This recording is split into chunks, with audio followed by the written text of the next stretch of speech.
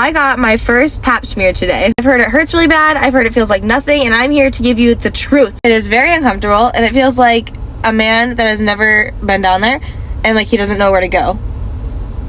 And it feels cold. I'm scared of the procedure. Like, I'm not even scared of the results. Like, nobody talks about this stuff. Well, let's talk about it. So, Pap smear, what is it? Why do we do it? And some tips to help you as you get a Pap smear done. So the first thing is, what is a Pap smear? Well, it screens for cervical cancer. And why do we do it? Essentially, you want to make sure that you're not going into the direction of cervical cancer. Okay, so I'm gonna talk about what the speculum looks like, okay? So it's essentially like this. This is what the provider sees, okay? And we just open it up like this, okay? And then that's it. And then the next part is we have brushes. So 2 brushes like this. This one is internal. So this is getting the cells that are like what we call the transformation zone. That is where the cells change and where cervical cancer tends to kind of be more likely, essentially. So this is going internal, and then this brush is going on the exterior, so the external cells around the cervix. And so the way it works is that, so this is where the provider is going to look through. Then this brush, right, just go there. And move it around. Same thing. Move it around. And then before we take it out, okay, I'm gonna show you. We close it, then we take it out, okay? It looks scary because it just looks scary, but remember, it's designed to stretch, okay? 8-9-pound babies have come out of there, okay?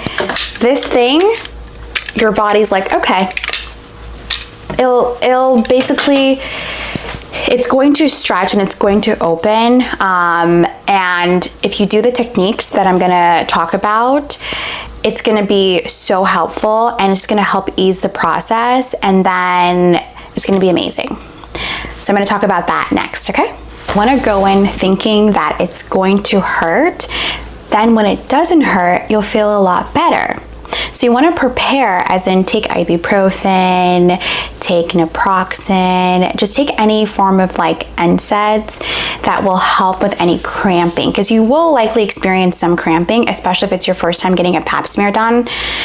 And the main thing is, let's say the Pap goes well, right? You don't feel anything. Great. Now you're walking out like, wow, I thought I was gonna have pain, and now I don't have any pain. But you don't wanna go in thinking, oh, I'm not gonna feel anything. You don't wanna be bamboozled, someone telling you, oh, you won't feel anything. Oh, it's just in and out. No, because then what if it's not? And now your anxiety level is gonna be times 10.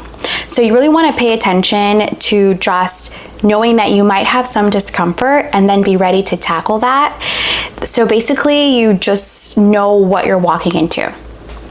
The next thing I've heard people do is chewing gum while they're getting their Pap done. You can do that if that helps you calm down a little bit. I personally don't do that, and that's just my personal preference, because I feel like when you're laying back and you're chewing gum, I'm kind of afraid that like, what if I get so fearful that like I choke? I know, irrational fear, right? But I don't like to have anything in my mouth, especially getting a Pap done, because then you're flinching and you're moving, and then what if you like don't chew the right way, you swallow, then you get gum. I don't know. It's my paranoia, so don't listen to me if that's not your paranoia. But if chewing gum helps you calm and relax and things like that, then definitely chew gum. The next thing you can do is also listen to music while you're getting the Pap done. So you can bring your AirPods, your headphones, put it in, and just tell the practitioner before you do the exam, like, let me know, so you can, hit play, and you can get the music going, and it's very soothing and just relaxing to kind of listen to that. The next thing I'd say is where you go and who does your Pap matters. especially if this is your first time, do your research. Don't just go to any place just because someone says you have to get your Pap done and you're just finding some random place and you go there. No, do your research, because where you go and who does your Pap is so important. And I always recommend is just phone a friend. So if you know a friend who went somewhere and they had a good experience, ask them, how is it, how to go, who did you go to, and then go to them, because 10 times out of 10 you're gonna have the same experience. And then also tell the person like, hey, my friend saw you before and she recommended you, so here I am to get my Pap done by you. So you can definitely do that. But if this is your first time getting a Pap, like let's say within your friend group and you're the first one going in, I am so sorry. You're gonna have to take one for the team, because yeah, you don't really have anyone to lean on. So, but I'd say where you go and who does your Pap is very important. And also, the person who does your Pap, it's not specific to a gender, okay? So with me, like, I'm a woman, and a lot of women feel comfortable getting their Pap done by another woman, right? And I totally understand, because you're like, okay, same body parts, same whatever, they're more comfortable, fine.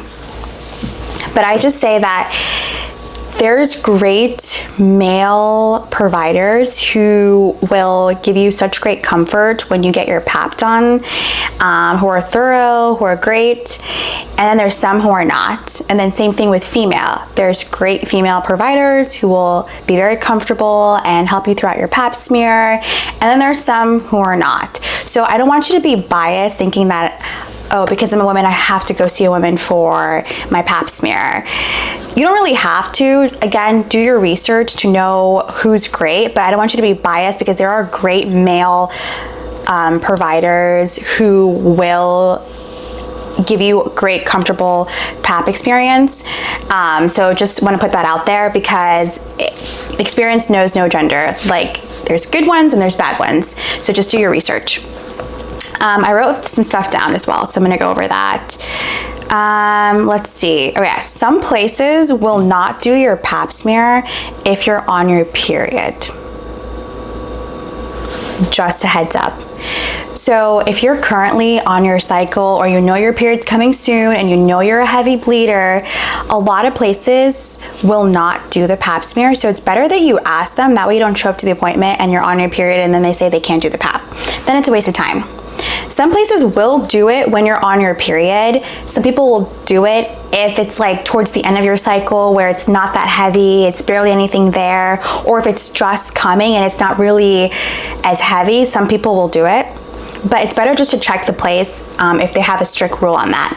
Some places, if they are very strict, they will let you know. They will tell you you're not gonna be seen if you're on your period. They'll let you know, so. But it's better to do your own research for that. The next thing, let's see. Oh yes, wiggle your toes when you're on the stirrups. So that's where your feet kind of sit. You want to wiggle your toes. That also helps you kind of distract the whole process. So it'll be very comfortable as well by wiggling your toes. And then the next and last thing I want to talk about is the whole process. I'm sure you've heard this before, where you have to scoot all the way to the edge of the exam table where you feel like you're gonna fall off. If you've had your Pap done before, you know exactly what I'm talking about. So that process, as annoying as it is, and as it feels like you're never at the end, it feels like you scoot and then they're like, nope, more, and you're like, okay, come on, like I'm gonna fall off. Okay, you won't fall off, I promise you won't fall off. The scoot, there's a method behind that. Essentially, everybody's cervix is very different, meaning that some are straight ahead, some lean either to the left, to the right, some are like far, far back, and some are just right there. And by scooting all the way to the edge of the exam table, you allow your examiner to see your cervix pretty fast, which is an easier return for you, because then they don't have to go fishing for your cervix. They're like, oh, it's right there. So it helps you, and it also helps your provider as well. So I know it's like annoying having to scoot all the way to the very edge, but it definitely helps the examiner. It also helps you as well. And then another thing I want to talk about with like scooting to the very edge, Pap smears, you really want your provider to see your cervix, right? Because we're collecting cells from the cervix to make sure that they're not cancer cells. So it's a pretty big deal. So you want them to look at the cervix, meaning does it look red? Is it inflamed? Is there something coming out of the cervix? Does it look really, really irritated, right? They have to see it. And then when they collect the cells, you want them to get a good sample, because then you get a good read, because this is your life, essentially. Like, this is your life, right? You want to make sure, do I have precancerous cells? Are my cells healthy? What's going on? And so the whole process, as frustrating as it is and as uncomfortable, because you have to get undressed and you have to do all these things, essentially it's really saving your life, because this is what we have to catch cervical cancer as soon as possible, right? Treat it if we catch it, and then save a woman's life so in the future she can bear children, she can live a fruitful life, she can spend time with her family, she continue to live her life because we caught something. So cervical cancer screening is really, really important, and you should get it depending on your age. So if you're 21 to 29, you want to get it every 3 years. Some places do it every year, hey, but 3 years, 21 to 29, and then at the age of 30, my bad, until 65, it's every 5 years, because we're tagging on what's called HPV, the human papillomavirus, which I will talk more about Pap results and HPV at the next video. But essentially I want to wrap up just to conclude about why Pap smears are so important and why you should definitely get it done, and how it's just vital to your livelihood. Catch you on the next one. Bye.